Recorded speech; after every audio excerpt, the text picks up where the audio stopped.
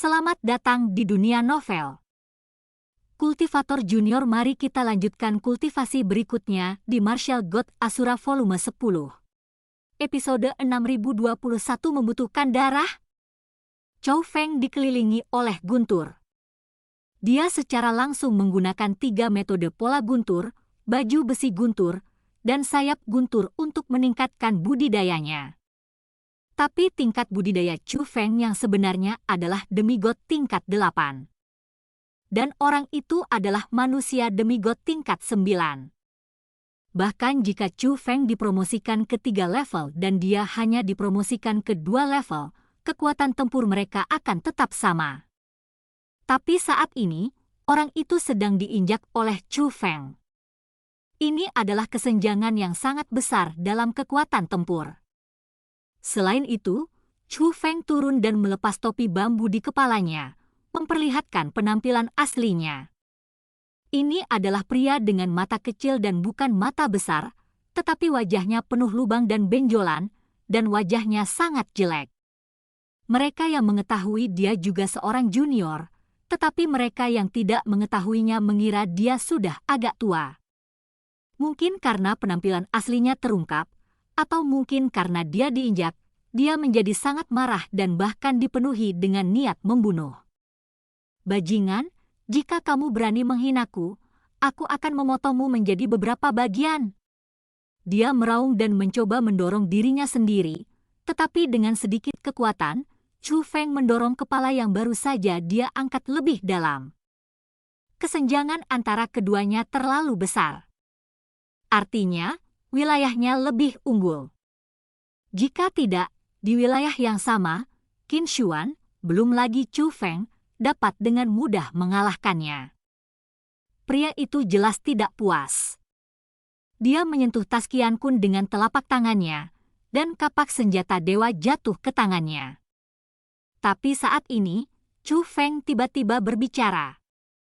Jika kamu terus berjuang, aku akan menghancurkan kepalamu, kamu berani. Demigod tingkat 9 berjubah merah meraung dengan marah. Dia memiliki status yang sangat menyendiri, dan jika Chou Feng memprovokasi dia, dia pasti akan mati. Dibandingkan dengan gertakannya, Chou Feng hanya berkata dengan lembut, "Cobalah," namun seiring dengan kata-kata ini muncullah niat membunuh Chou Feng. Niat membunuh itu begitu dingin dan menusuk tulang sehingga tidak ada yang berani meragukannya. Setelah merasakan niat membunuh ini, semua ras kuno yang hadir tidak berani bertindak gegabah, dan mata mereka menjadi ketakutan, termasuk 2 pria berjubah merah lainnya. Adapun demigod tingkat 9 yang diinjak-injak, tidak hanya tidak berani bergerak, dia juga menutup mulutnya. Tapi dia memasukkan kembali senjata suci yang telah diekstraksi ke dalam tas Qian Kun. Saya ketakutan. Namun menurut Chou Feng, tindakannya menyerah adalah langkah yang bijaksana. Chou Feng telah mengatakan segalanya. Jika dia benar-benar berani terus berjuang, Chou Feng benar-benar akan membunuhnya. Tentu saja, ini jelas bukan Chou Feng yang menindas yang lemah. Tetapi pihak lain yang bersalah terlebih dahulu, dan menilai dari kinerja pihak lain, bahkan jika Chou Feng tidak membela para pembudidaya seni bela diri kontemporer, selama mereka bertemu Chou Feng, mereka akan mengambil inisiatif untuk memprovokasi Chou Feng. Chou Feng telah melihat banyak orang seperti ini. Kecuali jika Anda tidak dapat menemuinya, Anda harus membuat jembatan saat menjumpainya. Tapi bagaimana Chou Feng bisa takut pada orang seperti itu? Jika dia tunduk pada kekuasaan, tidak akan ada Chou Feng hari ini. Oleh karena itu, Chou Feng mengalihkan perhatiannya ke orang lain dari ras kuno. Semuanya, kami tidak punya keluhan sama sekali.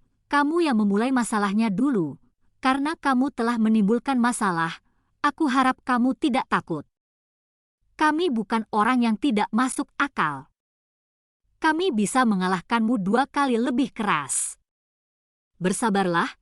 Chou Feng tersenyum ketika dia berbicara, seolah dia sedang bercanda. Tapi setelah kata-katanya jatuh, dia melambaikan lengan bajunya, dan lebih dari 100 sosok muncul. Inilah tepatnya yang dilukiskan oleh para pejuang masa kini yang pernah diintimidasi oleh para ras kuno yang menindas mereka. Jadi Chu Feng berbalik untuk melihat junior saat ini di belakangnya. Semuanya, harap perhatikan baik-baik. Meskipun kami mengatakan kami harus membalas dendam, kami juga harus mengidentifikasi target dengan jelas. Siapapun yang memukul Anda akan memukul siapapun. Beri saya pukulan yang bagus. Begitu kata-kata ini keluar, semua orang yang dipimpin oleh Qin Xuan bergegas maju. Mereka yang tertinggal semuanya berlumuran darah. Mereka yang pengecut dan penakut sudah berlutut memohon belas kasihan. Tentu saja, tidak mungkin mengejar mereka untuk membalas dendam. Orang-orang yang berlutut dan memohon belas kasihan telah pergi.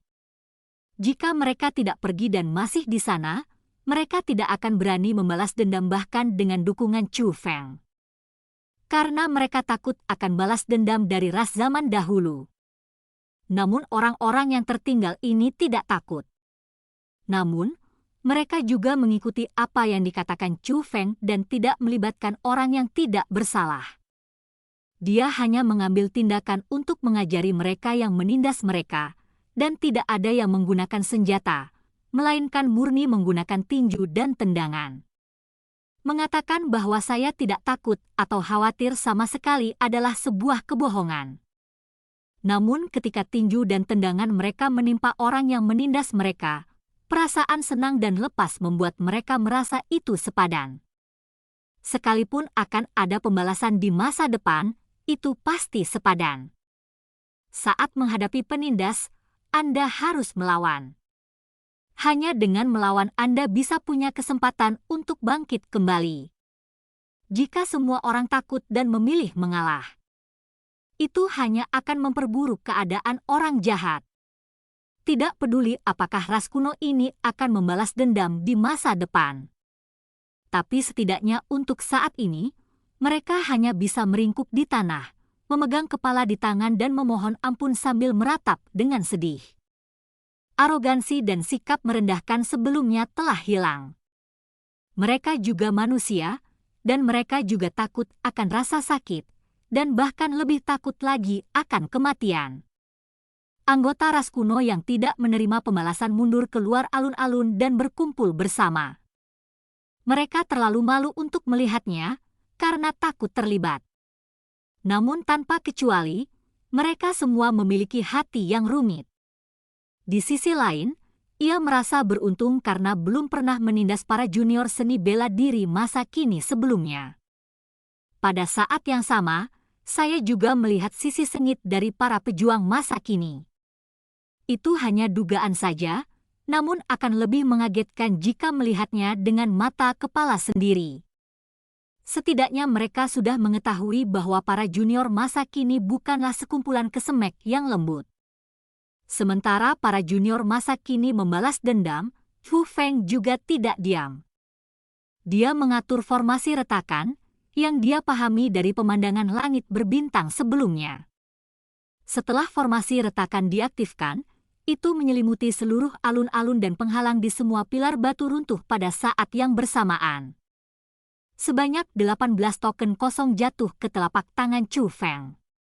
Di saat yang sama, pintu formasi dalam yang awalnya tertutup juga terbuka. Melihat pemandangan ini, orang-orang dari ras kuno menjadi semakin putus asa, dan bahkan suara ratapan menjadi jauh lebih kecil dan tidak terlalu intens. Bukannya aku tidak punya kekuatan untuk berteriak, tapi aku tidak berani berteriak lagi. Pecahnya formasi oleh Chu Feng sepertinya tidak ada hubungannya dengan mereka. Tapi menghancurkan formasi dengan begitu mudah membuat mereka melihat kesenjangan sebenarnya antara mereka dan Chu Feng.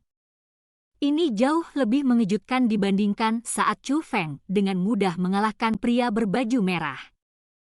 Jika mereka berpikir sebelumnya bahwa sialnya mereka meringkuk di tanah dan dikalahkan oleh pejuang masa kini yang mereka anggap remeh.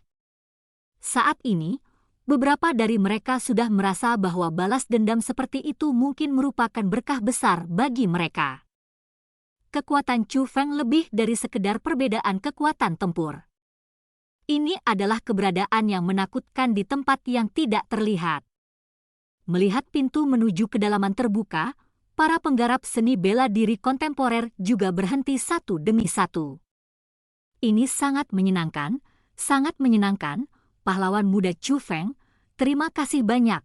Pada saat ini, transmisi rahasia seperti itu masuk ke telinga Chu Feng satu demi satu. Mereka semua tahu bahwa jika bukan karena Chu Feng, mereka tidak akan sebahagia saat ini. Chu Feng tidak menanggapi satu persatu, tetapi tersenyum tipis. Dia memilih untuk membantu terutama karena Qin Xuan juga dipukuli. Jadi membantu orang-orang ini hanya bersifat insidental. Chu Feng bahkan sudah menebaknya sebelumnya. Apakah mereka tidak berani mengambil tindakan karena takut akan pembalasan? Jika itu yang terjadi, itu akan membosankan. Ini juga alasan mengapa Chu Feng hanya menundukkan dewa kelas 9 terkuat di antara ras kuno dan tidak secara langsung memberi pelajaran kepada semua orang. Chu Feng hanya ingin mereka mengambil tindakan sendiri. Jika mereka berani mengambil tindakan, mereka dapat mengambil tindakan. Jika mereka tidak berani mengambil tindakan, tidak ada yang akan mengambil tindakan untuk mereka. Berdasarkan perilaku buang air kecil di masa lalu, beberapa orang pasti ketakutan. Tapi kali ini, tidak ada yang mundur. Mereka yang berteriak balas dendam semuanya mengambil tindakan. Ini mengejutkan Chu Feng dan cukup memuaskan. Jika terjadi perang antara zaman sekarang dan zaman dahulu, di kalangan junior masa kini, kita membutuhkan lebih banyak orang seperti ini. Dan cerita pun berakhir. Sampai jumpa di cerita berikutnya dari Martial God Asura di dunia novel.